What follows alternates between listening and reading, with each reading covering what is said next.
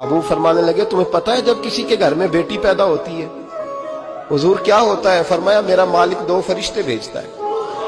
فرمایا وہ آ کے گھر والوں کو سلام کہتے ہیں، جنوں اور انسانوں کے علاوہ ساری دنیا ان کے سلام کو سنتی ہے۔ فرمایا پھر وہ فرشتے اپنے پروں سے اس بیٹی کو ڈھانپ لیتے ہیں اور پھر اس کے سر پر پھیرتے ہیں، اور فرمایا پھر وہ ان کے باپ کو کہتے ہیں ان کی صحیح طرح پرورش کرنا، پھر ان کے ذمہ داروں کو کہتے ہیں، ان کے خاندان کے بڑوں کو کہتے ہیں صحیح طرح پالنا۔ اگر تم ان کی یہ لفظ سنو میرے محبوب کے، حضور فرمانے لگے رب کے فرشتے کہتے ہیں اگر تم نے صحیح پرورش کر کے بیاہ دیا تو اللہ قیامت تک تمہاری مدد کرے گا،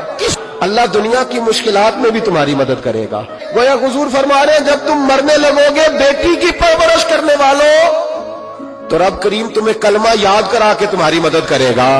اور نکیرین کے سوالات قبر میں آسان کر کے تمہاری مدد کرے گا، اور قبر میں جنت کی کھڑکی کھول کے تمہاری مدد کرے گا، میزان عمل پر تمہارے عملوں کا وزن زیادہ کرا کے اللہ تمہاری مدد کرے گا،